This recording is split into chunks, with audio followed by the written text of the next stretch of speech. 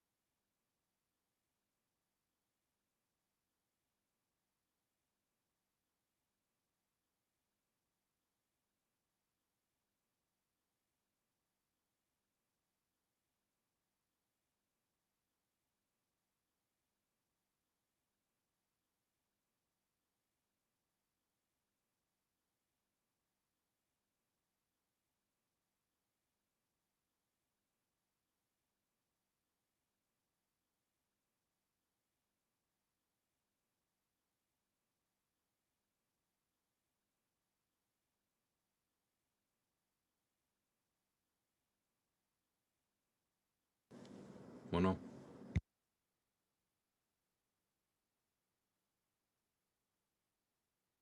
Doctor Mono.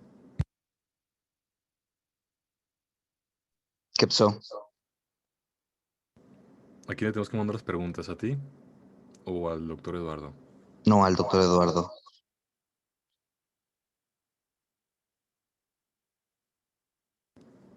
¿Recuerdas cuántas eran? ¿5 o 15? 5. Rayos. Gracias. De nada, güey. ¿Cuál gracias, güey? Exacto. Fuerte, hombre. Percita, ¿a dónde vamos? Estamos en Noftalia, siendo responsables porque tengo cirugía. We have surgery. Ay, ay, Percita. ¿Qué van a hacer? Vamos a una de estrabismo, un retroimplante, está súper padre. Van 2 veces que tenemos esta cirugía y por la clase no voy. Así que dije, voy a ver la clase antes de la cirugía y a ver si alcanzo a entrar. Por si gustan, están invitados. Pues hazle como siempre, dejas una foto con, o sea, de Ya fondo, sé. con tu foto y ya. No. Esa no. Ya no puedo, al rato reporte y ya otro para qué quiero. No hay que coleccionarlos. Ya uno más que más da. Pasas, Percita. Pues, Ya sé, uno no es ninguno. Exacto. Ay. Yo no. Ah, ya abrieron, chicos. Los dejo. Voy a quitar la cámara.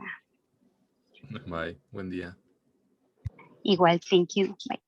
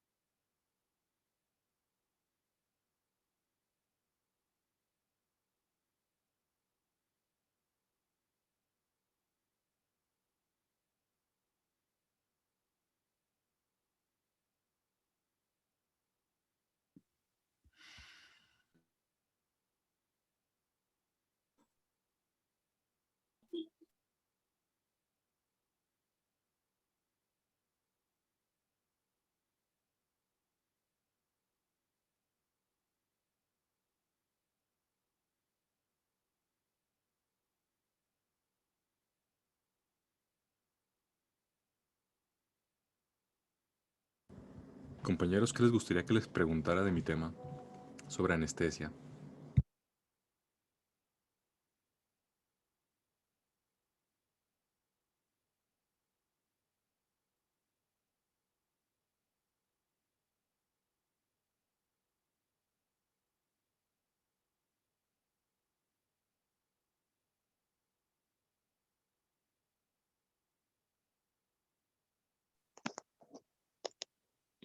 Pues tal vez lo básico, no sé, de que los tipos de anestesia que se usan, bueno, los tipos de dónde se ponen, o Ah, sí, ¿dónde se pone? Está chido.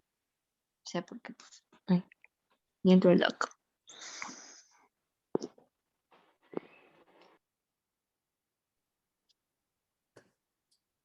Gracias. Hola, buenos días. Buenos días, doctor. Cuando Buenos ustedes días, doctor. digan, empezamos. Veo que todavía faltan algunos, entonces, ya que estemos listos, ustedes avisan. Sí, doctor.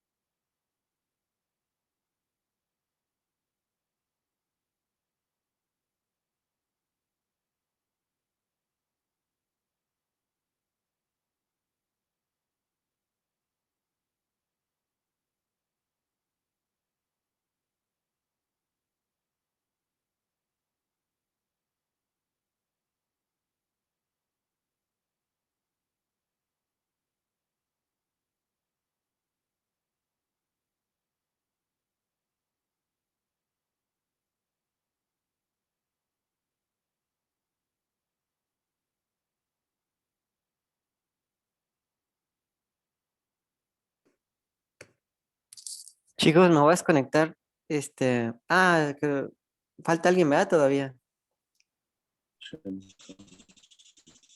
O ya están todos.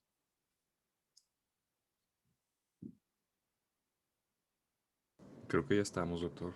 No, entonces hay que empezar. Les iba a decir que me voy a desconectar 5 minutos para arreglar algo aquí de la compu. Pero Si gusta, entonces, lo esperamos, no hay no, no, problema. no, no, mejor que hay que empezar. Si ya estamos todos, hay que empezar.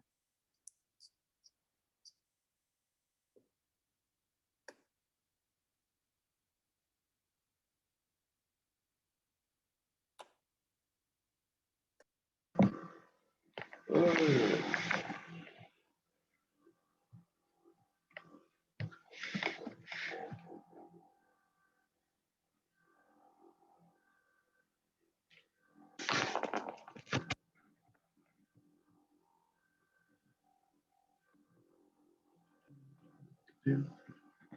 Hola, buenos días, ¿me escuchan? Sí, Sí, doctor. sí, te escuchamos. Sí, escuchamos. Muy bien. Vamos a hablar un poquito sobre las complicaciones en la cirugía de la faco y la cirugía de catarata. Se Oye, escucha Edgar, mucho nada eco, más, doctor. creo que tienes conectado el cel y la compu, ¿no? Entonces apaga el audio de alguno de los dos nada Ya. más. Ujú. Listo, ¿verdad? Sí, súper bien. Ok.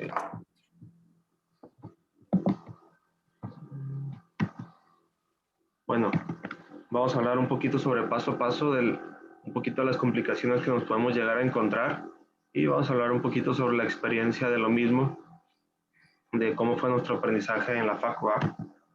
Desde el principio nosotros nos podemos topar con las complicaciones, con la simple anestesia, ya sea con la anestesia retrovulvar, la anestesia perivulvar, que son donde nos podemos llegar a encontrar un poquito de complicación. Hay oftalmólogos que bloquean el ojo para mayor seguridad y no se les vaya a mover para nada ese ojito. Lo común es que nosotros lo hagamos tanto con anestesia perivulvar, paravulvar o con anestesia tópica, que es lo más común que nosotros podemos llegar a hacer. Pero es importante que ustedes sepan las complicaciones. Yo sé que ya lo vieron en anestesia, pero vamos a ir hablando un poquito, poco a poquito. La anestesia retrovulvar, a lo que más le tenemos miedo es una hemorragia retrovulvar. Eso es lo que más nos va a dar miedo.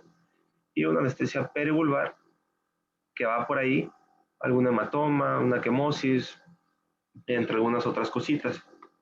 Vamos a hablar un poquito sobre los pasos de la cirugía de la faco.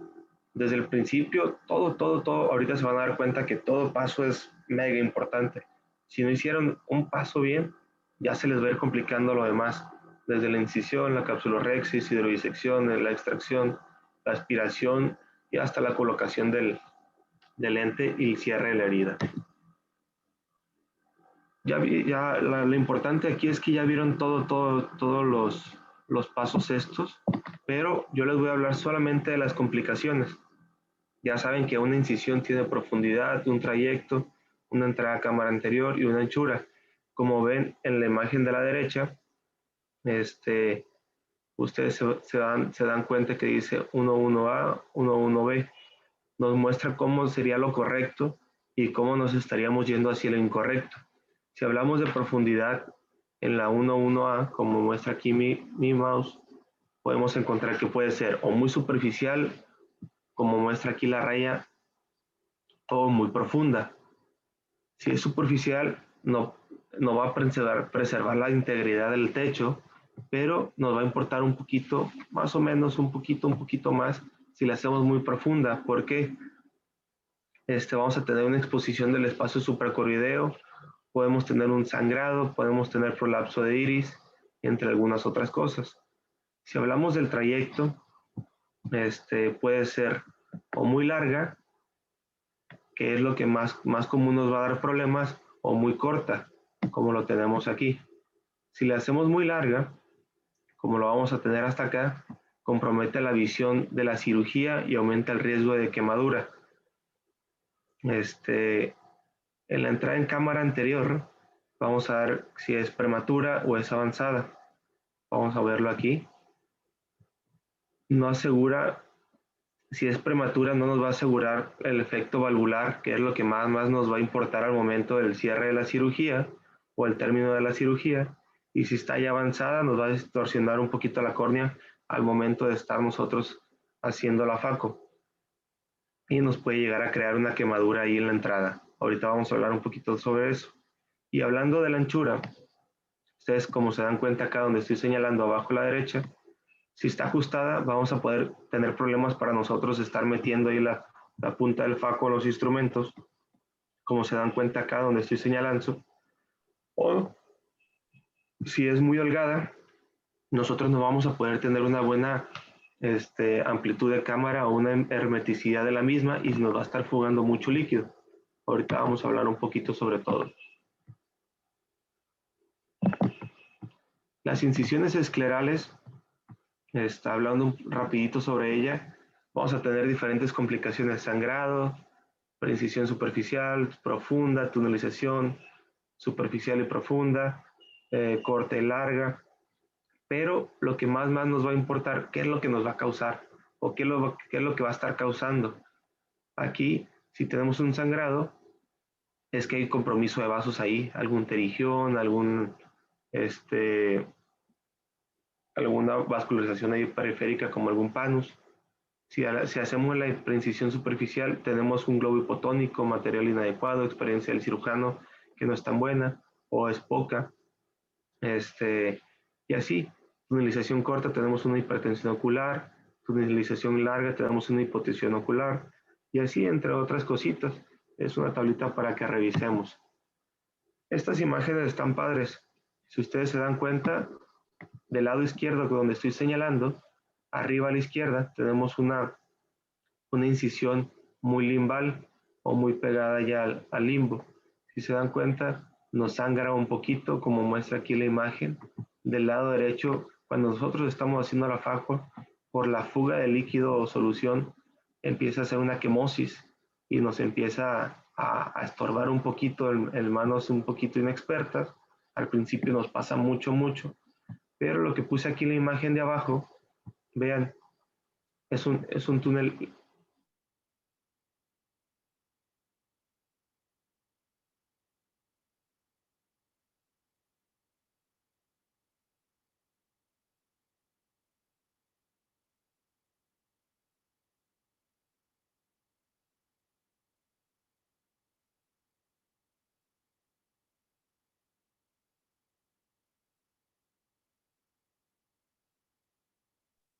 Si pueden ver la expo, solo Se suyo. le desconectó su computadora. Se le acabó la batería. Deja que se conecte nuevamente. Perdón.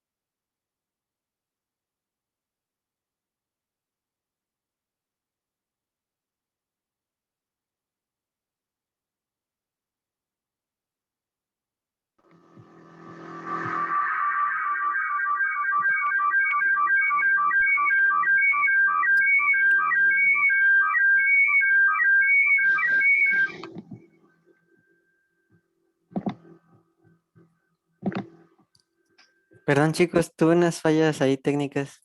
No sé cómo van. ¿Todo bien? Nosotros también, se me apagó la computadora, doctor. Ah, perdón, es que yo como hoy empezamos más tarde, estaba haciendo un trabajo y, Sí, no, y ya me, disculpe. y ya me temía que cuando quisiera sacar el disco duro se iba a salir de Zoom, aunque ya me había amenazado varias veces. Sí, yo me paré un poquito porque se me descargó la computadora. Pues hay que seguir entonces. Sí, continuamos. Entonces, como les decía, en la imagen de la izquierda abajo, la puse esta porque ven, es una imagen o es una incisión un poquito tunelizada, pero lo que más me importa que vean es una de las complicaciones principales. Vean esta parte que les estoy señalando, es un plieguecito de cómo se separó, es un doblez de la décima. Y acá abajo a la derecha puse cómo lo vamos a encontrar nosotros al día siguiente este paciente. Vean, si fuera generalizada esta opacidad, pensaríamos que dimos ultrasonido, que está inflamadito, pero vean esta parte localizada, cómo se ve, si lo vemos en lámpara hendidura, de ladito, vean cómo se ve opaca esta parte. Realmente se veía exactamente la separación, pero no es de muy buena calidad. Y abajo ya lo solucionaron con gas. Entonces, tiene solución si no se la comieron y puede llegar a quedar muy bien. O con una burbujita de aire. Quemadura corneal en la faco. Es algo que puede llegar a pasar, no pasa tan común, pero sí nos puede llegar a pasar. ¿Qué va a ocasionar esta quemadura? Un fracaso en el cierre de la incisión, retraso en la curación, daño del estroma corneal y endotelio, aumento del riesgo de inducción de astigmatismo y una destrucción del tejido esclerocorneal. ¿Cómo nosotros lo vamos a ocasionar? El origen de esta generación de calor durante la FACO crea una transformación de energía eléctrica en mecánica, cavitación y fricción. ¿Cómo va a pasar esta parte? Si nosotros tenemos un túnel cortito donde el fluido dentro de la cámara anterior no pasa a través de esa incisión, o sea, ¿qué quiere decir? Está muy justa, no va a estar enfriando, no va a estar enfriando esa parte del túnel o de la incisión y esa parte va a crear un calor. Por eso también trae un protector de goma, pero el uso constante del ultrasonido, el aumento de la potencia, nos va a ocasionar una quemadura por el tiempo de exposición. Al contrario, si nosotros tenemos una buena incisión donde permite el paso a través de ella, va a estar enfriando al mismo tiempo de nosotros estar trabajando. Si nosotros, otro dato es, vean abajo a la izquierda la imagen que les puse. Si nosotros presionamos mucho el labio inferior o mucho el labio superior, vamos a crear ese también efecto de válvula y vamos a hacer que calentemos esa parte de la incisión. O también si nosotros lateralizamos mucho, como se muestra en la imagen de hasta abajo. La facomulsificación biaxial, claves para evitar las quemaduras. Asegurar suficiente flujo de irrigación con una buena altura de la botella. Eso nos va a ayudar a estar enfriando esta misma parte. Incisiones, especialmente la principal, no muy ajustadas, que es lo que les hablaba. Aspirar viscoelástico de cámara anterior antes de iniciar la faco. Utilizar la máxima optimización de energía. Evitar las angulaciones, como les decía, ya sea superior, inferior o laterales. Utilizar una buena técnica quirúrgica que evite las oclusiones prolongadas, porque si nosotros ocluimos demasiado tiempo la punta del fajo, esta en cuestión de segundos se calienta y podemos llegar a crear estas quemaduras. Y vean esta parte de abajo que les estoy señalando, la famosa boca de pescado. Ustedes se van a dar cuenta que la incisión ya queda ligeramente abierta.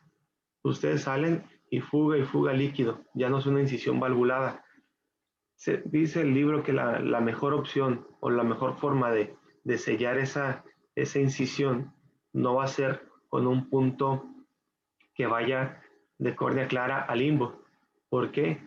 Dice que jalaría más y permitiría el flujo. Se dice el libro que hagamos una incisión horizontal como lo marca para que ésta pueda cerrar más fácilmente. Ahorita al final sacamos dudas y todo un poquito, ¿va? La mala preparación del núcleo. Vamos a ir paso a paso. Hablando de la capsulorhexis, aquí lo que todos le tenemos miedo es a que se nos vaya la rexis. Entonces, sobre todo la parte inferior, lo que nos remarca mucho el doctor Carvajal, mínimo déjame 200, 210 grados inferiores para poner un lente en sulcus. Entonces, lo que le tenemos mucho miedo es a que se nos vaya a ir. Hablando de la extensión del desgarro, si se nos llega a ir, por ejemplo, en la parte inferior, que es lo más común que se nos vaya, hablaba el libro de hacer diferentes técnicas para evitar que no sea solamente un RCA, sino también se nos convierta en un RCP. Hacer una hidrodisección multizonal con poca fuerza. ¿Para qué? Para que se quede solamente en Ecuador y no vaya a ser un RCP. Entonces todo se queda ahí. Poniendo viscoelástico, al mismo tiempo que nosotros estemos haciendo la faco, al mismo tiempo podemos estar inyectando viscoelástico sobre la zona del desgarro para evitar esta parte. Y otro punto importante que podemos hacer es luxar el núcleo a cámara anterior y eso va a evitar la fuerza sobre la cápsula y evitaríamos que se nos llegara a correr. Ahorita vamos a hablar un poquito más sobre esto. Es muy importante. Edgar, Mande. perdón, oye, ¿todos tus compañeros R1 saben qué es el RCP y RCA? Perdón, ruptura de cápsula posterior y ruptura de cápsula anterior. Ok, perfectísimo. Digo, igual, Sí, sí, sí. igual que ellos nos digan, ¿no? Pero si no, pues para que no los hagas bolas. Sí, sí, sí, de una vez. Bueno, factores a valorar es que no tengamos una rexis íntegra, muy importante, la localización del desgarro, la dureza del mismo, patologías asociadas, edad y experiencia del cirujano. Todo esto es en general un poquito, porque si nosotros tenemos un desgarro, como comentaba, en la zona inferior, casi se nos va porque se nos va. Patologías asociadas como pseudoexfoliación, subluxación sonular o entre otras cosas. La edad del paciente, según la edad, la cápsula anterior o posterior son más débiles, más elásticas. Y la experiencia del cirujano, pues, ni se va a preocupar en dado caso. En las imágenes de abajo vamos a mostrar, como en la 1.2, cómo hicieron unas relajantes, tanto nasal como temporal. Esto se dice que va a redistribuir la presión no solamente en una incisión, sino que esto haría que fuera 360 grados. O cómo amplían. Ustedes se van a dar cuenta después que si se está yendo poquito, todavía pueden rescatarla, ampliándola un poquito más.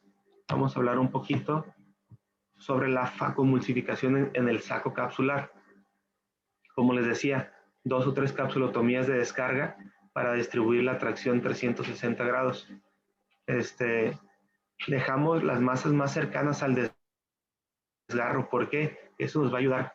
Las masas me refiero a epinúcleo, corteza, para que ese nos esté haciendo un efecto de bloqueo y no cree cierta presión sobre esa parte. Medidas sobre la faco. Hay que bajar la altura de la botella. ¿Para qué? Al introducir la pieza de mano y activemos el primer paso, que es el 1, que es la irrigación, no haga ese efecto de presión sobre el defecto que creamos y no nos vaya a crear el RCP o la ruptura de cápsula posterior. Utilizar parámetros bajos de flujo y vacío. La técnica más aconsejable para realizar aquí es la técnica de Faco-Chop vertical. Si se utilizan surcos, hay que hacerlos anchos y profundos. ¿Por qué? Si nosotros hacemos surcos anchos y profundos, no vamos a crear tanta tracción al momento de separar. Y al momento de hacer la irrigación y aspiración bimanual, se recomienda hacer con cánula de 5B, que el otro día platicaban que era eso, o similar, hacer parámetros un poquito bajos. Si nosotros hacemos Faco en el espacio supracapsular, como lo ven acá en la imagen de abajo, aquí vamos a tener signos que nos van a advertir de que ya se rompió la cápsula posterior. Vamos a tener una gran movilidad del núcleo y el núcleo se va a prolapsar a cámara anterior. Entonces ahorita les voy a dar otros datos cuando tenemos ruptura de cápsula posterior. Pero se dice que a nosotros lo más seguro es luxar el núcleo y comértelo acá un poquito en cámara anterior, protegiendo siempre la posterior y con todos los datos, bajando la altura, bajando tus parámetros para que sea una cirugía segura. Las capsulorhexis de pequeño tamaño, tener mucho cuidado. ¿Por qué? Si nosotros tenemos una capsulorhexis pequeña, ahorita se van a dar cuenta de todos los problemas que nos va a llegar a desencadenar y nos vamos a dificultar nosotros mismos si nosotros no somos muy expertos o muy hábiles al principio. Obviamente al final hay que ampliarla, ahorita vamos a hablar por qué. Si nosotros tenemos una capsulorhexis descentrada, se va a poder realizar muy bien la cirugía si somos un poquito hábiles, pero nos va a aumentar la opacificación capsular posterior y un posible descentramiento del lente postquirúrgico. Vamos a hablar un poquito sobre el síndrome del bloqueo capsular, hablando de las capsulorhexis. ¿Por qué se va a producir? Se produce por un bloqueo de la capsulorhexis con la óptica del lente. ¿Qué vamos a tener aquí? Una distensión del sacro. Entonces voy a explicarles un poquito. Si ustedes se dan cuenta, no sé si se está viendo mi mouse, cómo tenemos un saco capsular muy aumentado. Vean este lente. Estamos hablando intraoperatoriamente. Cómo vean el lente y cómo está creando un efecto vamos a hablar aquí, un efecto de bloqueo pupilar, pero ahora un bloqueo de la cápsula anterior con el lente, cómo pasó líquido hacia atrás de ella y aumentando el riesgo de que éste pueda llegar a romperse. Bueno, si fuera poquito, tenemos ya el colocado lente, pero esto sería un síndrome de bloqueo capsular.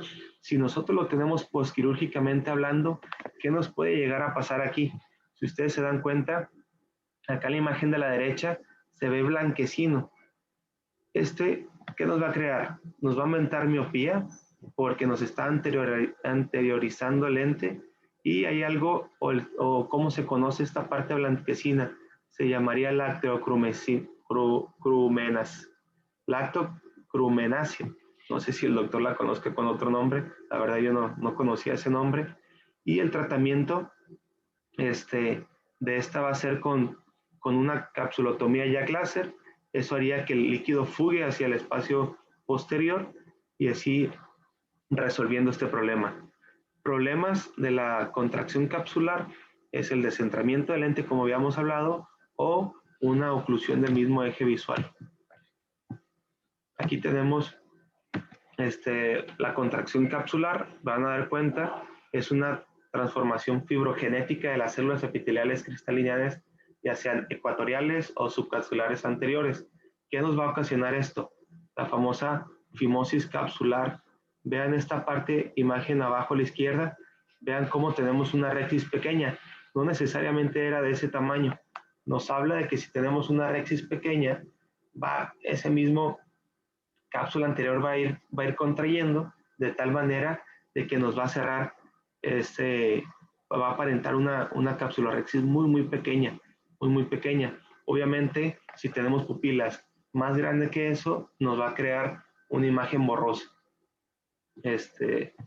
Por la misma fimosis o por esa misma contracción que va a crear la cápsula anterior, nos va a crear descentramiento del lente, puede llegar a pasar, o una oclusión del eje visual como se los platicaba ahorita.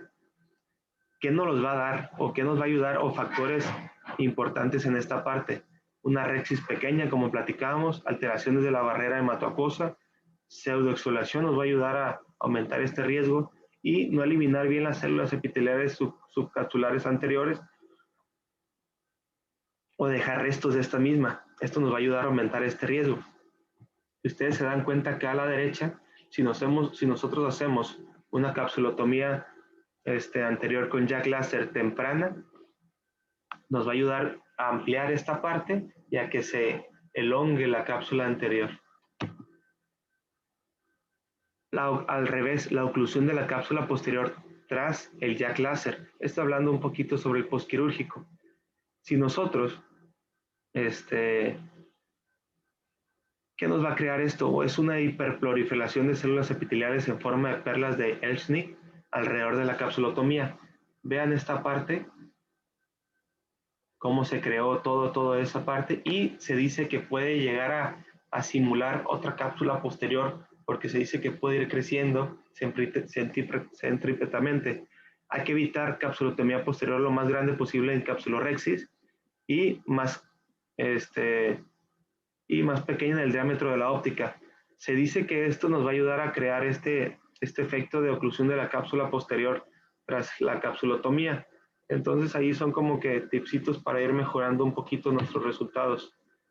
Si hablamos de la hidrodisección, vamos viendo cómo vamos paso a paso. Entonces, una de las principales problemitas es la miosis durante su ejecución, que se nos vaya a cerrar la pupila por exceso de viscoelástico o una hidrodisección demasiado brusca seguido de un prolapso de iris.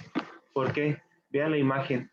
Nosotros metemos agua. Si ya tenemos mucho viscoelástico en cámara anterior, vamos a aumentar la presión en cámara anterior, haciendo que el iris, si le sumamos que tenemos una incisión muy limbal, haciendo que el iris prolapse.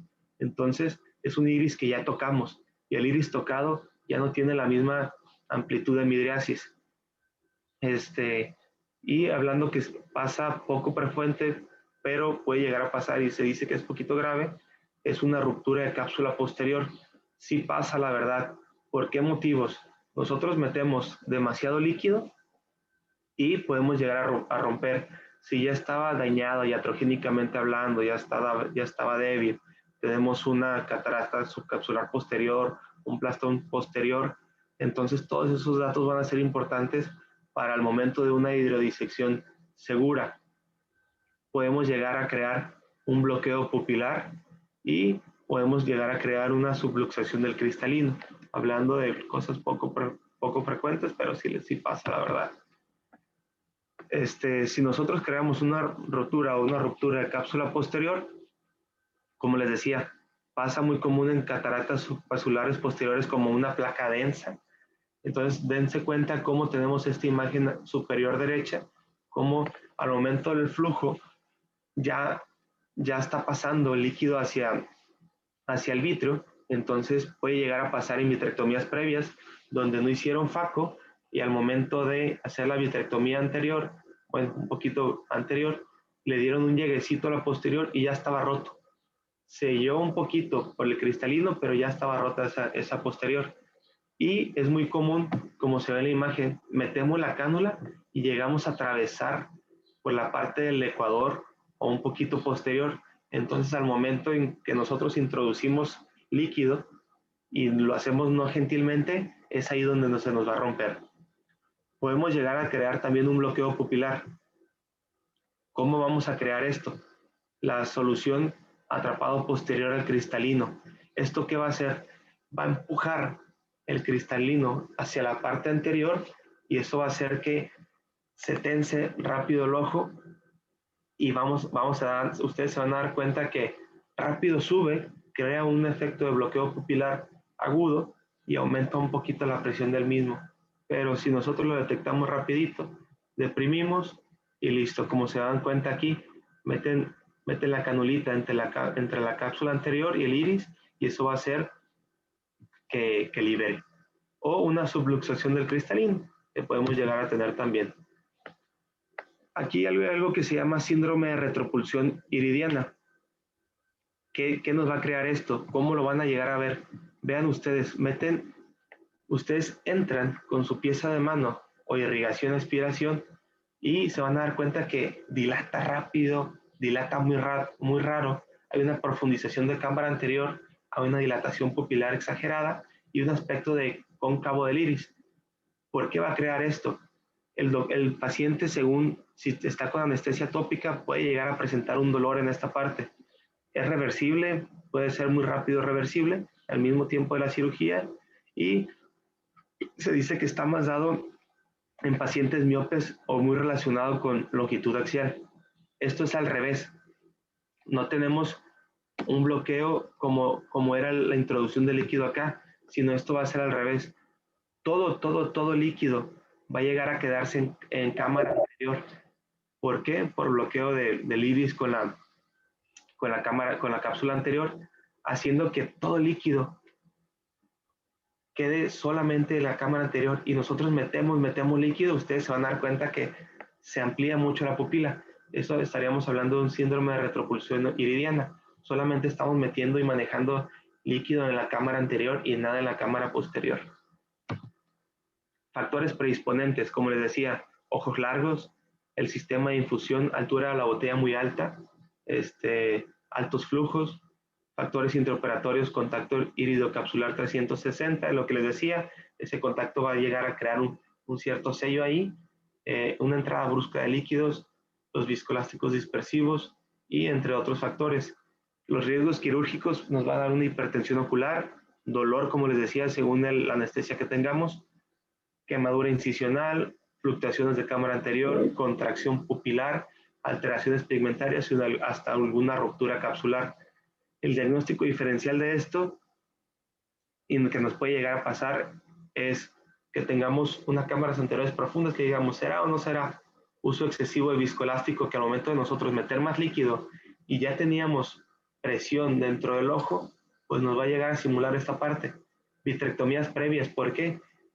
Al momento de poner líquido y no hay cierta presión positiva del vítreo posterior, entonces se profundizaría la cámara o una hipotonía ocular. ¿Cómo vamos a solucionar esto? De muchas maneras. Podemos nosotros meter un instrumento en esa parte para eliminar el bloqueo y haya cierto flujo hacia la cápsula hasta la cámara posterior, o bajar la altura de la botella. Control del pedal, no entrar en uno y mantenernos en uno, sino entrar en uno y automáticamente ir en dos, porque el uno irriga y el dos aspira, como ya saben. Entonces podemos mantener esa parte. Poner ganchos retractores de iris, hacer una capsulorhexis más amplia para evitar esta parte, o iridotomías profilácticas.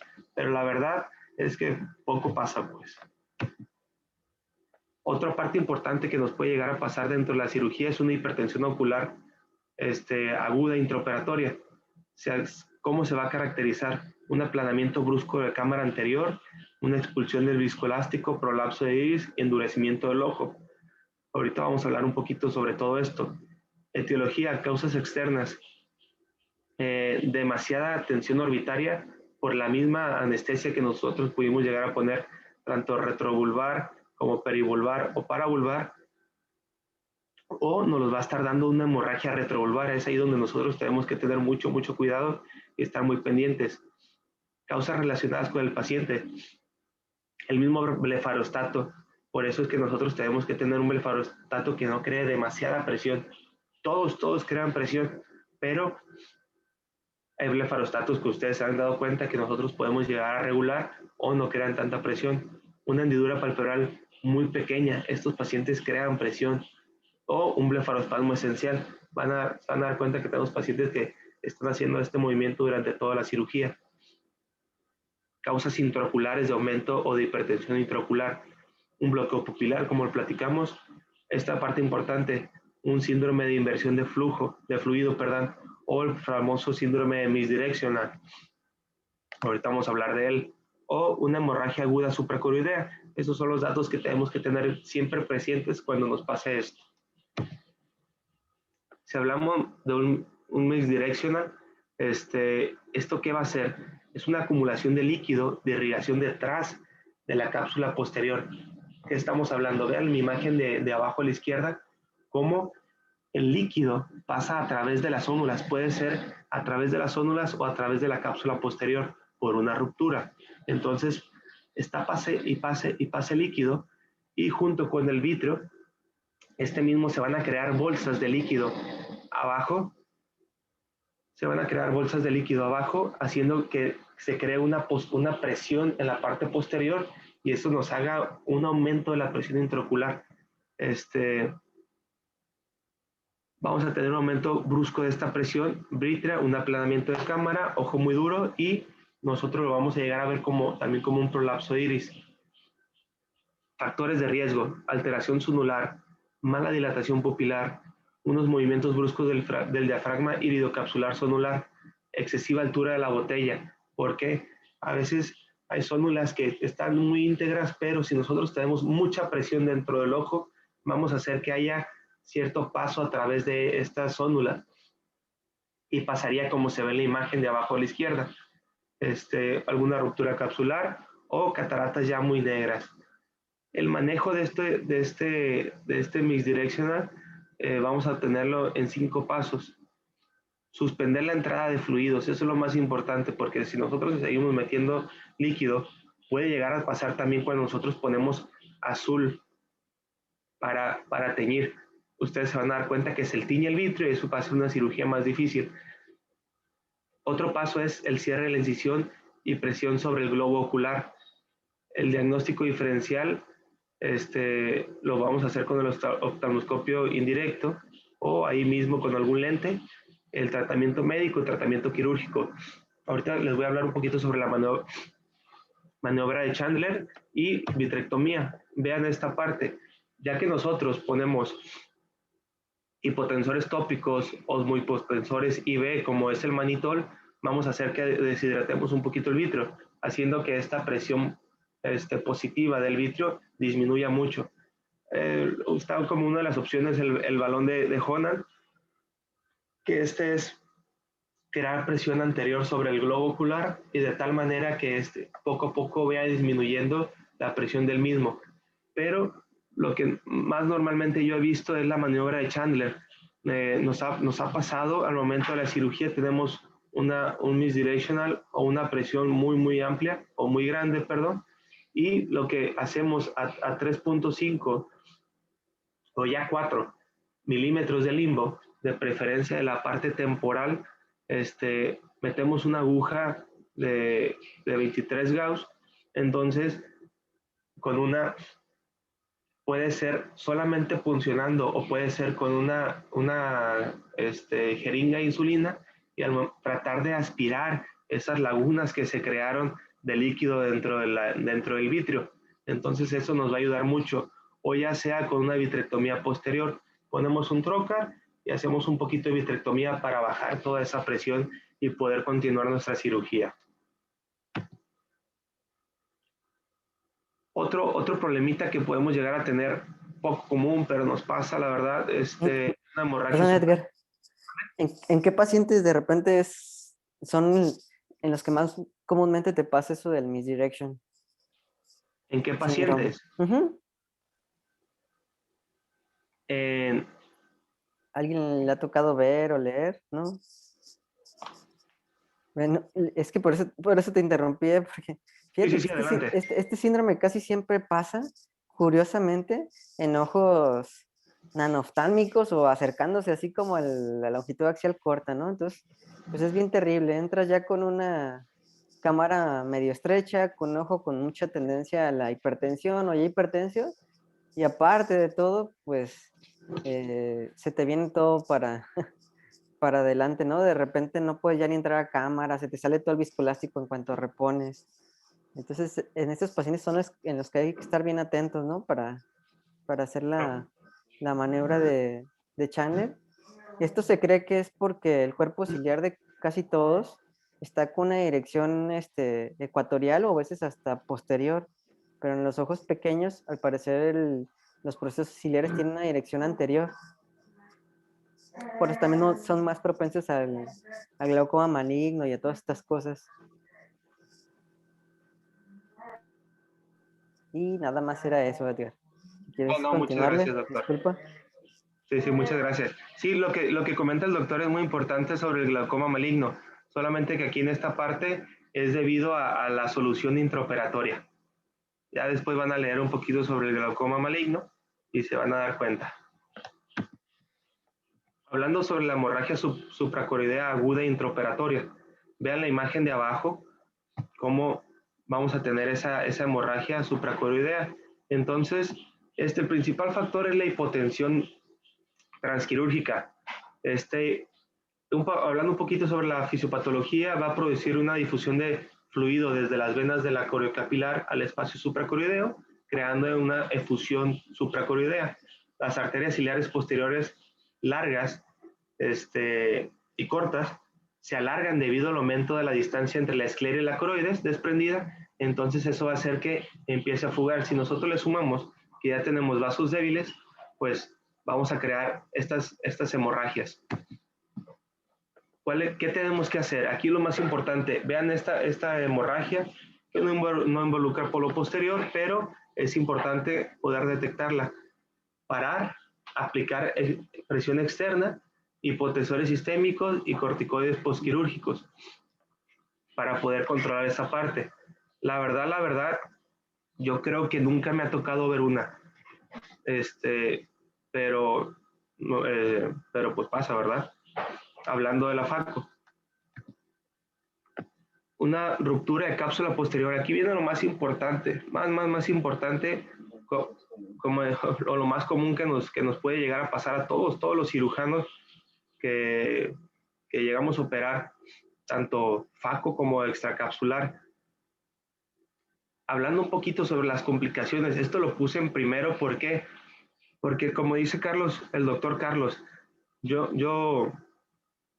no me pasa, pues, o sea, nunca en la residencia pasó si nosotros tenemos el verdadero cuidado, si conocemos las distancias, si tenemos ese cuidado o el control sobre el equipo, no nos va a llegar a pasar. Pero como ya les dije anteriormente, a veces pasa porque pasa y ahorita les voy a hablar según el tipo de catarata que tengamos o los problemitas que tengamos. Le puse la imagen para recordar un poquito la anatomía y recuerden que es muy delgada, pero la verdad es muy noble esa cápsula posterior. Complicaciones posoperatorias. un edema macular cistoide o el famoso Irving gas en un gran número, vean un 11%. Podemos tener desprendimientos de retina, aumento persistente de la presión intraocular postoperatoria, un desprendimiento coroideo, aumento del riesgo de endoftalmitis, una hemorragia supracoroidea, hemovitrios, uveitis y edema corneal por el paso del vitrio. Oye, Edgar, Mande. no, pero rupturas de cápsula posterior sí tuve. Todos vamos a tener, no se preocupen. Lo No, importante pero- es qué haces después de que se te rompe, ¿no? Sí, sí, No, sí. pero rupturas todos vamos a tener, ¿no? Desafortunadamente, y no solo ante la residencia, pero pues que sean lo menos posibles y que después de que se rompa hagamos las menos complicaciones posibles. Claro. Y ahorita Ahí lo importante es saber resolverla. Edgar les va a decir cómo, exacto. Te decía, un día creo que dije que nunca recuerdo yo haber causado una bulosa, pues. Sí, Creo sí, sí. que un factor muy importante, pues es que siempre nos teníamos mucho cuidado practicamos mucho en ojos de puerquito y ya teníamos bien esa conciencia de no trabajar cerca del endotelio. Y teníamos un Claro. parámetro ahí, si te pasabas más de 30 segundos de ultrasonido efectivo, tenías que parar, pues. Paraban. Sí. Ya tu doctor te decía, no, ¿sabes qué? Vas bien, esto pues así era, no había otra manera, o pues ya le dabas chance al que sabía un poco más, ¿no? Claro, claro. Yo creo que ahí lo más importante es saber diferenciar cuando hay una ruptura o cuando hay un despegue de la cápsula posterior.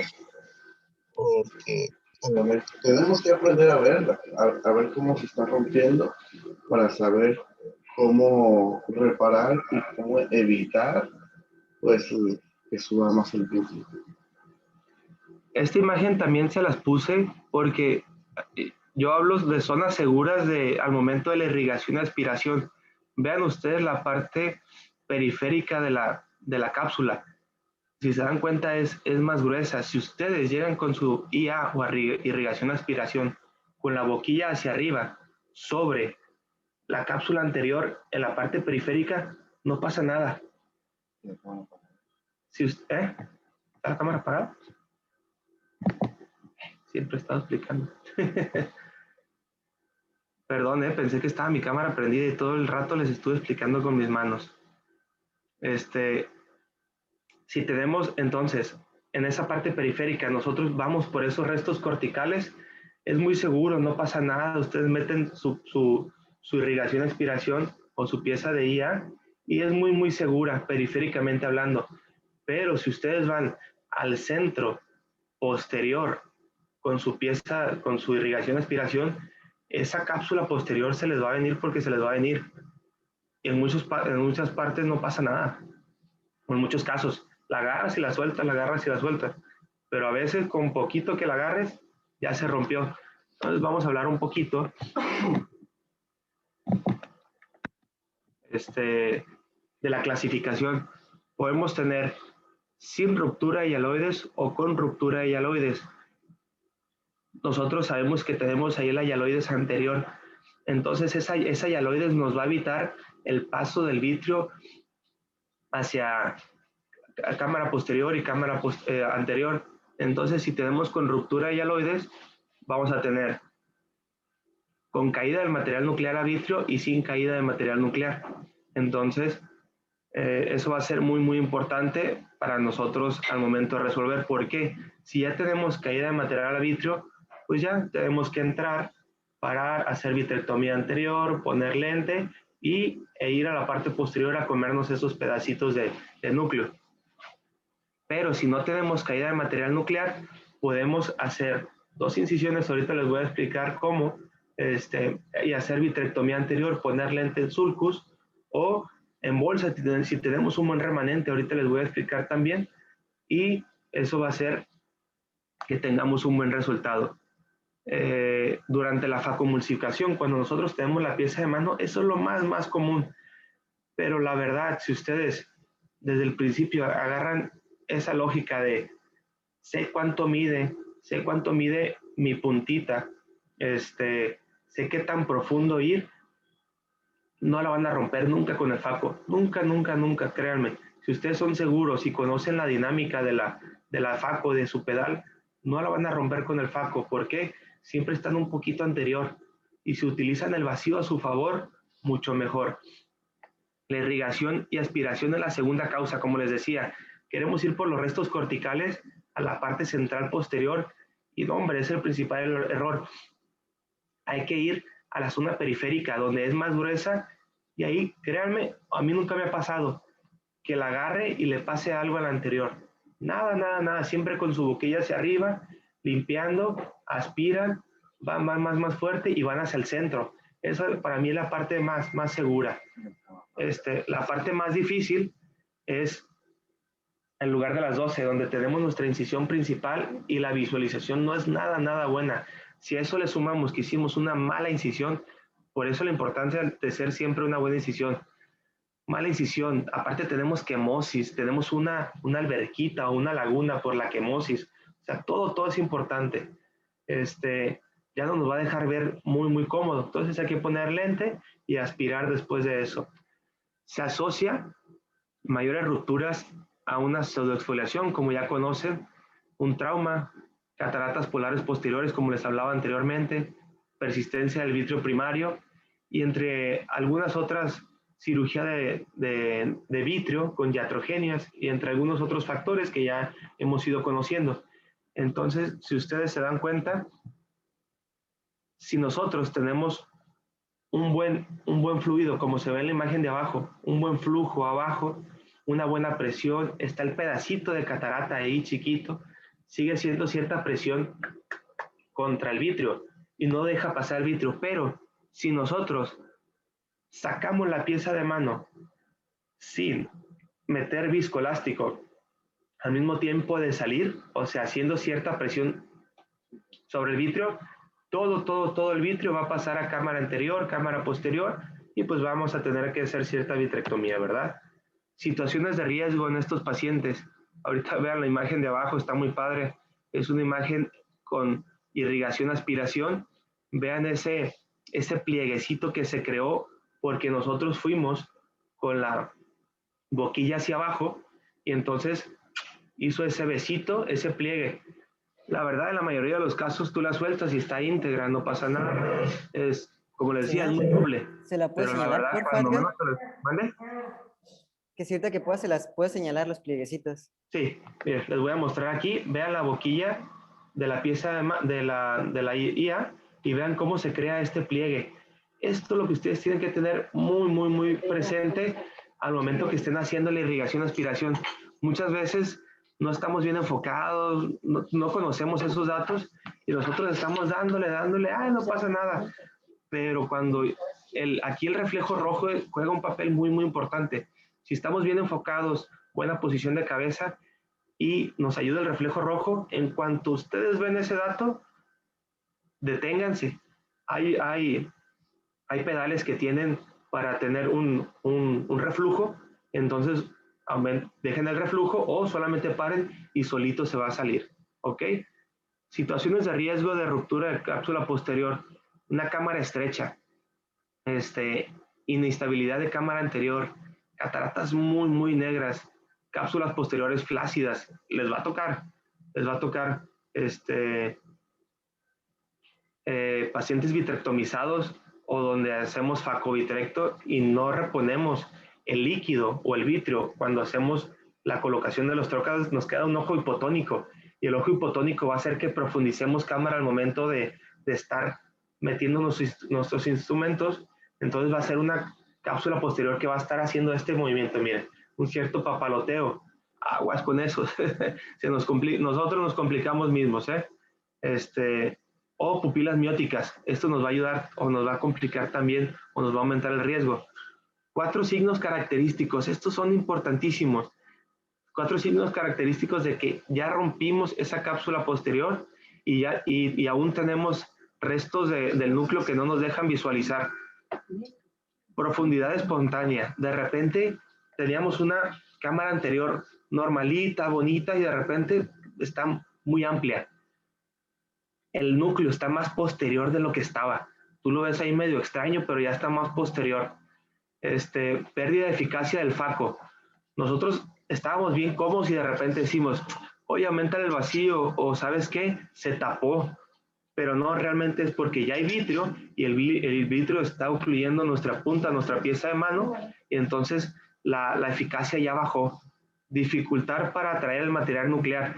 Normalmente nosotros tenemos la maña de aumentar, hacerle vacío para que se venga solito el pedacito y miedosamente no ir a la parte posterior por ellos, como es con las bombas peristálticas. Entonces, no se viene. ¿Y por qué es? Porque realmente ya está retenido por el vitrio. Y la más importante, o de los más importantes, ustedes conocen que hay que estar rotando el núcleo para atacarlo de mejor manera. Rotamos, atacamos. De repente ya no rota.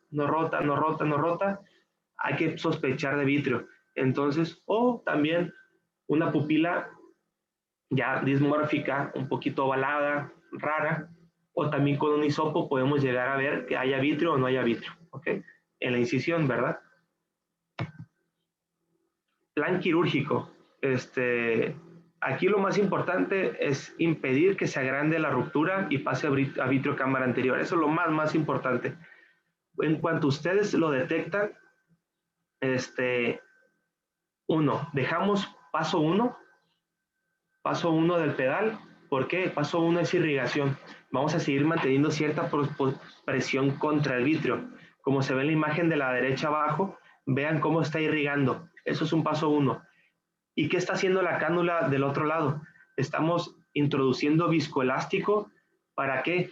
Para salir con mayor seguridad y ese vitrio no nos llega a pasar a cámara anterior. Entonces, ese es el primer paso, detectarlo a tiempo y parar y hacer esta maniobra. ¿Por qué?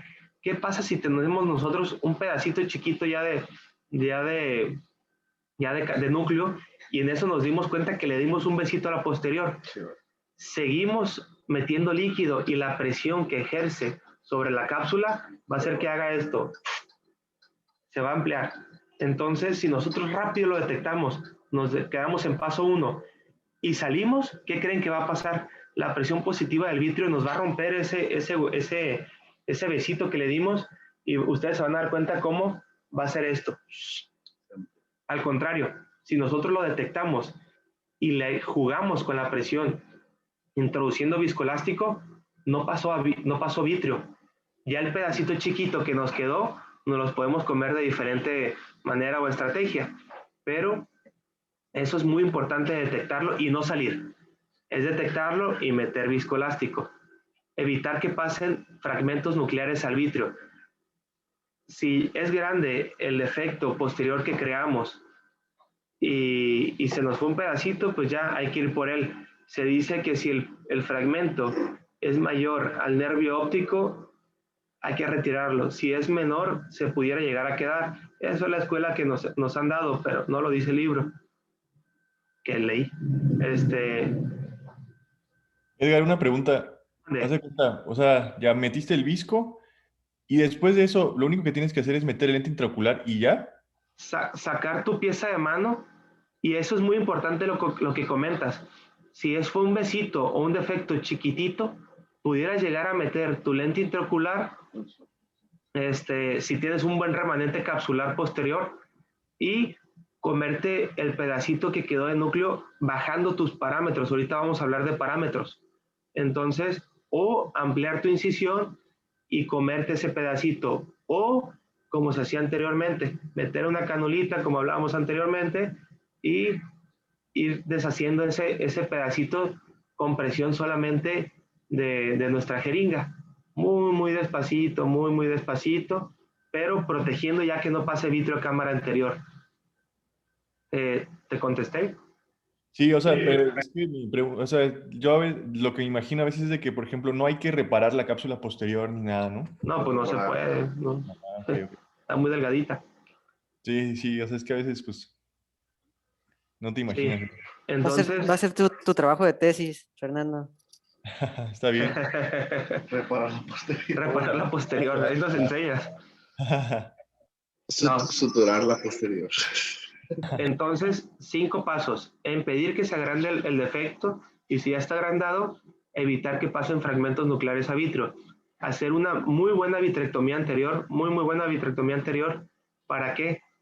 Para disminuir todos los problemas posquirúrgicos que hablamos al principio. Una pupila cerradita, una pupila estética, la aspiración de las masas corticales, porque los restos corticales nos van a crear también problemas posquirúrgicos, y implantación de lente intraocular, ya sea en bolsa, ya sea en sulcus, ya sea anclado, ya sea sujeto a iris. Hay muchas estrategias. Entonces, como les decía, posición 1, colocación de visco, bajar altura de la botella para evitar tanta presión, y eso es lo que haríamos.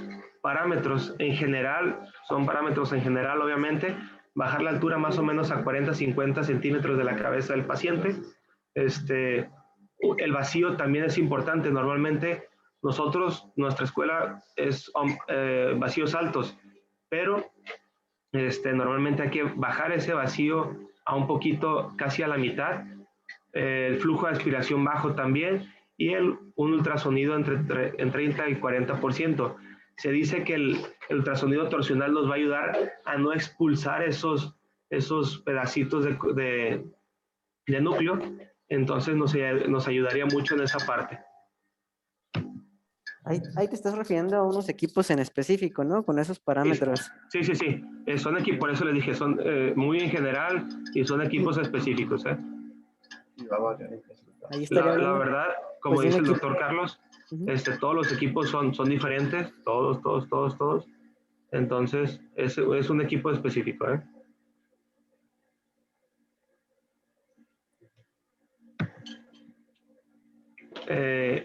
Vean esta parte. Hablando ya de la vitrectomía anterior, podemos entrar por la accesoria, y ¿por qué no por la principal? Porque si nosotros estamos aspirando vitrio por la incisión principal, vamos a hacer que ese vitrio favorezca la salida por la incisión principal, por la presión que vamos a tener en cámara anterior. Al contrario, si nosotros hacemos una incisión, la accesoria que tenemos, y además otra accesoria, como se ve en la imagen de la derecha arriba, vamos a poder comernos ese vitrio centralmente, muy a gusto, muy a gusto. Luego nos vamos por el iris, podemos poner triamcinolona para ver si tiñe o no tiñe vitrio, o al final poner carbacol. Si la pupila cierra bien bonito, señal que no hay vitrio en esa parte. Ustedes ya saben que si nosotros pasamos cápsula por el borde posterior y vemos que por el borde anterior, perdón, y vemos que tracciona el borde de la pupila, ahí hay vitrio. Entonces hay varias estrategias para saber si hay vitrio o no hay vitrio. Es muy importante aspirar toda la corteza y poner el lente intraocular, como ya les había dicho. Vean abajo a la izquierda, tenemos un lente de 3 piezas colocado en sulcus. Acá a la derecha, en el medio, tenemos, creo que es un Artisan, es un lente anclado a iris en cámara anterior. Y la imagen de hasta la derecha, ¿por qué se las puse? Vean cómo tenemos una pupila no redondita, una pupila chiquita. Ahí hay que sospechar que hay vitrio. Siempre que ustedes ven un paciente posquirúrgico y está jaladito así hacia la incisión principal o accesoria, sospechen que ahí hay una banda vítrea o un mechón vítreo. Ahí siempre sospechen. Pásenle un hisopo a la incisión y van a ver si tracciona o no tracciona. O muchas veces está solamente en cámara anterior. No se preocupen, con un disparo de Jack Láser podemos llegar a romper esa banda vítrea y reacomodar esa pupila. Si nosotros tenemos una ruptura de cápsula posterior pequeña, como les decía, pudiéramos llegar a colocar el lente en bolsa con ciertos parámetros, con ciertos cuidados. Pero si ya es muy grande, hay que pensar en poner un lente de 3 piezas más cómodo en sulcos, con su iridectomía bien hechecita, o alguna otra estrategia que podamos tener, ¿va? Yo creo que hay que saber aprender va a ser complicado aprender a diferenciar el vidrio, cómo sube hacia el anterior o cómo se ve. Se ve más gelatinoso, pero el doctor comenta muy buena técnica, está revisando las incisiones con el sopo para ver si hay una ruptura o fuga de vidrio. ¿Hasta aquí tienen alguna duda? Hasta aquí es en general lo que nos puede llegar a pasar dentro de la cirugía. y como pequeños tips de cómo solucionarlo, detectarlo. ¿Tienen alguna duda?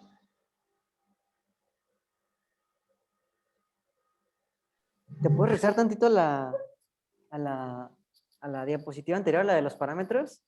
Está. A ver, ya tuvimos una clase de esto de los parámetros, ¿no? Que fue la de Facodinam y todo eso.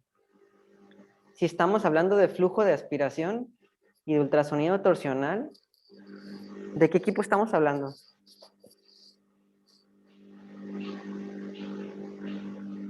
De los chicos de los R1 o de los R2. Creo que del Alcon, ¿no? Del Infinity. Exactamente, Fernando. Ah, qué orgullo, ¿eh? Qué orgullo, la verdad, que haya Eso es todo, mi respondido. Fer. Sí, digo, les explico esto porque luego no vayan a querer que se les rompa la posterior, que estén en campaña, que no ande ningún médico ahí que los pueda ayudar y, ok, ponme el vacío en 15 centímetros por minuto. No, acuérdense que eso no es el vacío, ¿de acuerdo?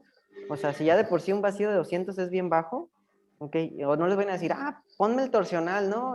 No tenemos ningún equipo ahorita en la clínica que pueda utilizar ultrasonido torsional. No. Exactamente. Ok. ¿Te acuerdas, Fernando? Perdón que ya me ensañé contigo. ¿Te acuerdas qué quedamos que es el vacío? Nada más para que lo tengan claro. Es cuando se tapa la punta del faco y Exactamente. llegas, Síguele, perdón.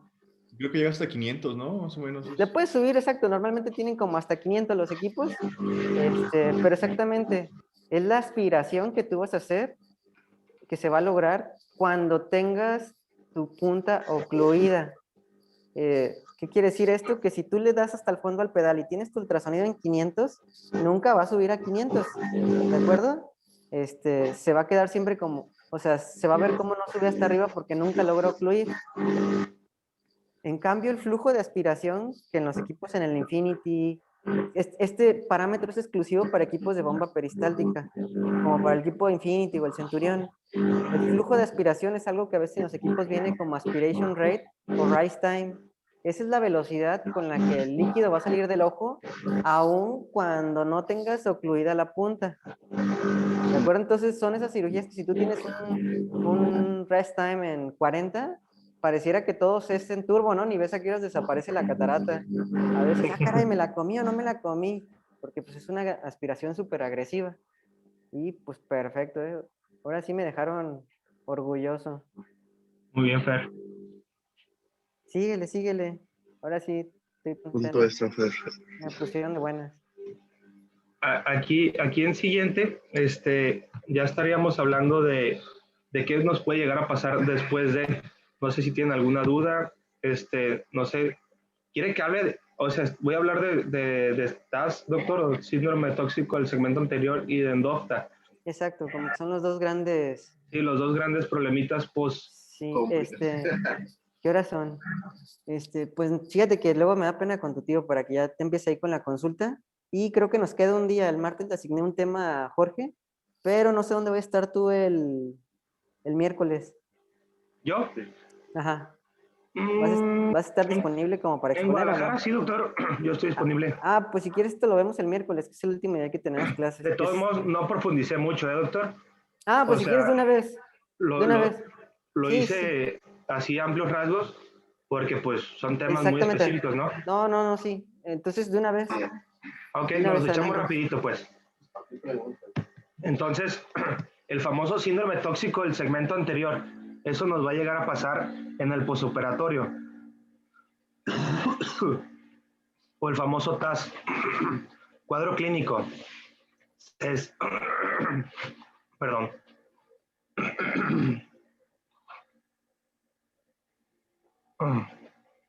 Va a estar dado por la introducción de sustancias tóxicas dentro del segmento anterior. Como lo dice su nombre, solamente es el segmento anterior, no posterior. Van a provocar una necrosis celular y del tejido extracelular que van a llegar a afectar tanto el endotelio como la media trabecular, el iris como el lente intraocular. Intensidad y factores relacionados, tipo y cantidad de sustancia tóxica introducida, tiempo de exposición y demora del tratamiento del comienzo. Eso va a ser importante. Manifestaciones clínicas aparecen las primeras horas del posoperatorio de la cirugía. de catarata en general. Afección únicamente del polo anterior o segmento anterior, como lo dice su nombre. ¿Qué vamos a llegar a tener? Visión borrosa posoperatoria, dolor ocular leve, enrojecimiento ocular, edema corneal difuso, puede llegar a presentar un hipopión, fibrina, midriasis y atrofia del iris. Ustedes lo ven y dicen, chin, ¿qué pasó aquí? O sea, si mi cirugía estaba bien bonita, todo bien, puede llegar a pasar y realmente responden muy, muy bien a los esteroides. Ahorita vamos a hablar. Los diagnósticos diferenciales. Esta tabla está muy bonita. Es en general lo que les quería comentar. Vean cómo el TAS es dentro de las 24 horas. Y el endoftalmitis pudiera llegar a presentarse temprana, pero también eso va a estar dado más del segundo al quinto día, o una uveitis fibrinoide dentro de una semana. Pero ahí es donde entran los diagnósticos diferenciales. El dolor, como les decía, es leve en el TAS, pero la endoftalmitis ya es un dolor mucho más fuerte. El paciente llega y, doctor, me duele mucho el ojo. Aguas, hay que revisarlo rapidito. En la uveitis fibrinoide no hay dolor. Una reacción conjuntival papilar leve en el TAS, pero la endoftalmitis está de moderada a severa. En la uveitis fibrinoide leve. Lugar de aparición, como ya saben, anterior en el TAS, pero ya si tenemos una endoftalmitis, vamos a tener anterior y posterior. Y lo vamos a comprobar por ultrasonido. El TAS responde excelentemente bien a los corticoides, muy, muy bien. La endoftalmitis no. Es ahí donde nosotros podemos llegar a hacer diagnóstico diferencial. ¿Responde o no responde a los esteroides? ¿Es endofta o es TAS? Y la uveitis responde súper bien al esteroide. Tenemos mucho edema corneal en el TAS, mucho edema corneal. En la endoftalmitis, poco al principio. Hipertensión ocular importante en el TAS. En la endoftalmitis, moderada. Y obviamente el cultivo solamente nos va a dar en la endoftalmitis bacteriana. Endoftalmitis versus TAS. El dolor, la inflamación conjuntival y el edema palpebral son la orientación hacia una endoftalmitis. Eso es lo que más nos va a dar este dato. La aparición de un edema corneal de limbo a limbo es un signo claro que nos debe orientar hacia una causa tóxica. Como les decía, hay mayor edema en el TAS. La utilización de corticoides de forma intensiva durante el primer día nos va a ayudar al diagnóstico diferencial, lo que comentamos. El esteroide suprime la inflamación durante corto periodo de tiempo, pero rápidamente una infección rápido empeora. La estabilización o mejoría del cuadro nos orientará hacia una causa tóxica. Entonces, el TAS versus una uveitis cursa dentro de la primera semana de cirugía. Ahí ustedes se van a dar cuenta una malla de fibrina que cubre la pupila y la superficie del lente. En forma más grave puede también observarse un pequeño nivelito de hipopión. Pocos síntomas, obviamente hay poca visión y realmente el dolor es nulo. Se ha relacionado con factores raciales, con vitrectomías previas, cirugías combinadas, catarata, glaucoma y síndrome de sobreexfoliación, entre algunos otros. El tratamiento con corticoide, antiinflamatorios tópicos, les va muy bien. Muy bien. Vean este ojito, si ustedes se dan cuenta, es un ojo donde batallaron un poquito, se va la pupila ahí medio extraña, pero lo que quiero que vean en este ojo es esa capita que tenemos sobre el lente, esa membranita pupilar, en la que ustedes ven al día siguiente o ven durante el transcurso de la semana, y hay que empezar el esteroide con ganas, hay que empezar cicloplégicos, entre algunos otros. Vean, esto ya es más importante, un hipopión en la parte inferior, esto va relacionado hacia un TAS, entonces ahí para checarlo, ¿verdad? Tratamientos, como habíamos dicho, corticoides tópicos, corticoides vía oral, hipotensores oculares para trabajar la hipertensión, corticoides sistémicos, como habíamos dicho, AINES tópicos e hiperosmóticos. La endofta, en general ya hablamos un poquito, es una inflamación grave de tejidos intraoculares que lleva implícito mucho dolor, disminución de la agudeza visual y presencia de células inflamatorias tanto en segmento anterior como posterior. Factores muy asociados: restos corticales, viscoelástico, tiempo quirúrgico prolongado, vitrio en cámara anterior, incarceración del iris de la incisión y fema y lío. Vean cómo todos los pasos son importantísimos hacerlos muy bien en la cirugía. ya saben que tenemos endoftalmitis hiperaguda, que es a las 24 horas, es ahí donde nos podemos llegar a confundir con el TAS. Aguda, de 24 horas a 5 días, al quinto día. Subaguda, del sexto a 20 días, y tardía después del mes, que nos estaría hablando de alguna afectación endógena, yo creo. Cuadro clínico importante, mucho dolor y disminución de la agudeza visual importante. Signos importantes, edema palpebral, ojo rojo, edema corneal leve, tindal importante, un hipopio, membranas pupilares y vitritis. Si ustedes se dan cuenta, son signos muy similares en todos, pero son los síntomas, son unos ciertos datos, el tiempo de evolución, lo que nos va a ayudar realmente a diferenciar entre uno y otro. Listo, chicos. Bueno. ¿Dudas, preguntas? Fíjate que a mí hay algo como que por experiencia, y no solo lo comento yo, sino varios médicos, como para una diferencia ya en la práctica clínica, ¿no? Entre una endofta y un TAS. El TAS, el síndrome tóxico de segmento anterior, llega el paciente, oiga, ¿cómo le fue en la noche? ¿Tuvo dolor? ¿Algo? No, nada, todo bien, todo bien. El paciente bien tranquilo y tú lo ves en la lámpara de hendidura y te quiere dar un infarto. O sea, veas ahí el hipopio, ¿no? El edema corneal, como dices, a veces también la pupila ahí está formando como una membrana prelental. Y con la endofta es todo lo contrario, sobre todo si el paciente le fue bien con la cirugía. O sea, lo ves en el posquirúrgico, está todo bien, 2, 3 días, te llama el paciente. Oye, doctor, empecé a ver como miodesopsias, ¿no? Y es muy temprano. Y lo ves y tú ves un segmento y un polo posterior bastante bien, nada más ligeramente vitrio ligeramente turbio el vitrio.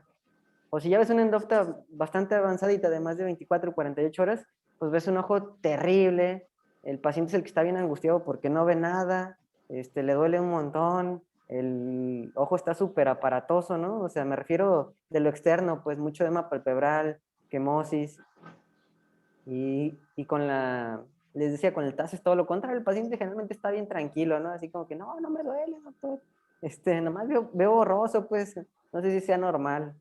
Eso es como un dato, ¿no? Generalmente no les duele mucho, es bien rápido, ¿verdad? Y un dato que yo, ahorita que decías que hay que darle chance a los esteroides de hacer acción, sí hay que darles chance cuando esté sospechando que es un TAS, ¿no? Cuando el ojo de lo externo está bien tranquilo, cuando la agudeza visual esté más o menos conservada y cuando sean las primeras horas. Le das chance al TAS de no ser endofta, ¿verdad? Pero al contrario, no, un endofta no le des chance de ver si estás. O sea, es un endofta sí o sí, la tienes que inyectar con intravitreal si tienes la sospecha. O sea, si algo no está como en el posquirúrgico inmediato, hay que inyectarlo luego, en las primeras 24 horas, ¿no? Ayer platicábamos sobre eso, hice una pregunta del EBS, del endoftalmitis, vitrectomy study. Ya ves que divide de los pacientes que están PL o peor a los que están movimiento de manos o mejor, ¿no? Pero bueno, lo que es un hecho es que al paciente o lo vitrectomizas o le pones intravitreos en las primeras 24 horas, no se puede esperar más. O lo pones intravitreo inmediatamente y lo pasas a vitrectomía en un ratito más, ¿no? Pero rápido los antibióticos, porque si no, si lo ves al otro día, híjole, si es un virus, un bicho agresivo, ya te comió la retina. ¿Verdad?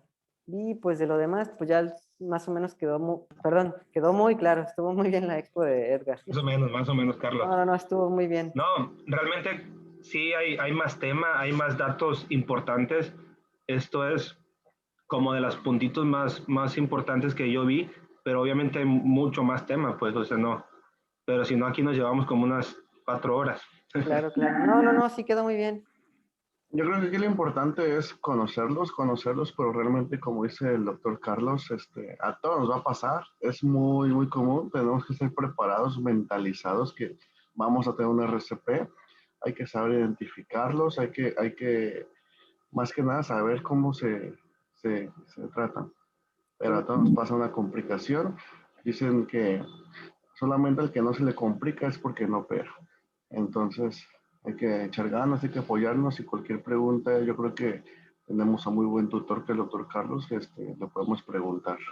Y un dato que sí me gustaría que les quede bien claro, ok, hablando en el puro contexto de FACO y de RCP, ok, se les rompe ya dijo Edgar, nada más que se divide en dos, con vitro en cámara anterior o sin vitro en cámara anterior, ¿no? Bien, con vitro en cámara anterior, independientemente de en el paso que vayan de la FACO, si van apenas en el primer fragmento, si van en restos corticales, si van en epinúcleo, si hay vitro en cámara anterior, para ustedes ya se acabó la cirugía, ¿sale? Ya le toca el tiempo a la vitrecto y ya será decisión del cirujano que los entre a ayudar, o en el futuro ustedes, si una vez que ya no tengan vitro en cámara anterior, vuelven a meter el FACO o se lo pueden comer con el vitrector o en fin. Sin vitro en cámara anterior, todos los esfuerzos que hagan van a ser para tratar de que ese vitro no llegue a cámara anterior. De tal manera que si tienen restos todavía o tienen fragmentos, pues van a ir y taponear antes de sacar la pieza de mano, ese agujero con el viscoelástico. Y cada que hagan cualquier maniobra, vuelven a repetir lo mismo. ¿De acuerdo? Cada vez que coman un fragmento, vuelven a meter viscoelástico y otra vez tapan el RCP. ¿De acuerdo? Si están en los restos, pues, a veces, como dice Edgar, yéndose muy periférico hacia el ecuador, pueden terminar de aspirar los restos, simplemente haciendo con un pequeño tapón de viscoelástico ahí en el ojal que hayan dejado, ¿no? Y si no, pues igual, aunque estén en los restos y ya se les vino vitrio, no metan el lente, mejor metan el vitrector, cómanse los restos y ya un lente en sulcus, le va a ir mucho mejor al paciente, que andará haciendo ahí esfuerzos heroicos. Y si no están seguros si hay vitrio en cámara anterior, mejor salgan como si hubiera vitrio y después lo que dice Edgar, pasan una cánula que equivaldría a lo de meter un palo pues en un balde, que no saben si tiene agua o no, y mueven el palo de un lado para otro. Si ven que los restos se mueven junto con su cánula o junto con su palito, o algún movimiento del iris que se mueve a izquierda y derecha, quiere decir que ahí hay vitrio, ¿sale? Así de sencillo. O afuera, como dice con el hisopo, tocan con un hisopo bien seco, tiene que estar seco, y si algo se les queda pegado, no es visco, ¿de acuerdo? Y ya no jalen más, ahí sí están en incisión, ahí sí no muevan hacia la izquierda y hacia la derecha. En cuanto vean que se queda pegadito algo, por supuesto no tienen que levantar mucho el hisopo, ahí ya hay vitrio. Entonces, se quedan con el hisopo ahí pegadito, piden lábanas y con otra mano cortan, ¿va? Chicos, un aviso parroquial. Por ahí la doctora Brenda ayer me dijo que le dieron bueno, algo pasó con Elsa por lo del día que no tuvimos clases. Se los digo como recomendación para sus próximas rotaciones, clases. Siempre que tomen cualquier decisión de que crean que el R1 hizo algo mal y ustedes sean R2 y quieran que se le llame la atención, si son R2 y el R3 quiere que se le llame la atención, y así, siempre se van por jerarquías, ¿sale? Entonces, si algo pasa, le comentan a su R+, y ese R+, le comenta al médico de base. Nunca se brinquen a nadie, porfa. Me hubieran avisado, pues, que le iban a decir a la doctora Alegría antes de, y ya entre todos tomábamos la decisión de qué hacer, ¿no? Bueno, y eso es todo, pues. Que tengan buen día. Gracias, doctor. Muchas gracias, doctor. Muchas gracias, doctor. Para servirle. Gracias, doctor. Gracias. Muy bien. Bye.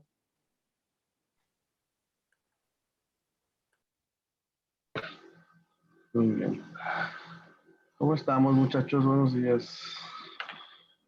Buenos días. Una preguntota. ¿Dónde está mi riguita? De vacaciones ¿Cuándo salió de vacaciones hoy? hoy. Qué padre, qué envidia. Pero bueno. No sé qué confusión se haya creado, pero ay, la doctora Brenda está haciendo un desmadre. Pero bueno. Cuando tengan algún problema con uno de ustedes, con nosotros, pues nos hacen saber a nosotros, ¿no? Por favor. porque pues, lo que pasó con la clase anterior, pues, ven como la doctora Brenda que le encanta pues dramatizar un poquito las cosas, es muy estricta, pero se enteró de la clase con el doctor, porque el doctor hizo un comentario, pero el doctor no fue de queja o de regaño. La doctora Brenda se lo tomó como que, yo me acuerdo de eso. Pero fue porque otro R le hizo el comentario. Entonces, evítense hacer comentarios sobre sus compañeros, de lo que hacen o lo que no hacen. Para eso estoy yo. Si se va a hacer un reporte, yo lo voy a meter. Ustedes, por favor, no estén quejándose con la doctora Brenda. ¿Sale? Porque si no va a pasar lo mismo que pasó ahorita, el doctor Carlos se va a molestar porque nos lo estamos brincando a él o me están brincando a mí. Entonces, evítense hacer comentarios imprudentes con la doctora Brenda, ¿entendido? Entendido, Lalo. Muy bien. Vale. Y Lalo. me gustaría hacerles una petición. Así como me ven todo despeinado, todo acá, todo. Bueno. Cuando el doctor Cowry tenga su cámara prendida, prendan sus cámaras todos, por favor, ¿sale? Sí. Lalo. Muy bien. Dime, ¿qué onda, Waldo? Nos vemos. Vamos a carretera. Sí, Lalo. adiós, que les vaya bien. Gracias. Gracias, bye. Cuando tenemos clase, otro aviso, cuando tenemos clase a estas horas, si se llega la hora, ustedes váyanse a su servicio, vayan tomando la clase en camino, pero no pueden llegar tarde a los servicios. Necesito que ya se vayan quienes estén en el GAU, porque tenemos pacientes desde las 9 y nos están esperando. Y pues nada más va a estar, no hay nadie ahorita, necesito que se vayan para allá los pacientes, ¿vale? El lanzo. Lalo. Mande, Temi. Tengo tu chamarra y ya me voy a ir a Guate. Te la paso a dejar cuando salga de aquí de San Ángel, ¿va? Sí, el no, GAU, pues, me la dejas en el GAU. ¿Desde cuándo? ¿Te la dejo en el GAU? Sí. Simón, ya estás. Ya estás. Gracias, amigo. Gracias. Javi. Y que vaya con ropa cómoda. Yo lo esperaba Javi. con todo gusto. Mande. ¿Por qué tienes la chamarra del doctor? Porque me la prestó, güey. ¿Qué te importa, chismoso? Él me abrigó cuando tenía frío. Son celos, doctor, son celos, más que nada. Bueno. Dudo que te quieres mi chamarras, Mario, pero cuando quieras también te las presto. Muy bien, aquí estamos. Va. Esperamos. Oye, ¿y los calzones cuándo te los doy? Pues según yo recuerdo que los quité yo, no sé dónde hayan quedado. Pero bueno, que tengan buen día, muchachos, nos vemos. Gracias. Nos vemos. Bye, bonito día. Nos vemos. Bye.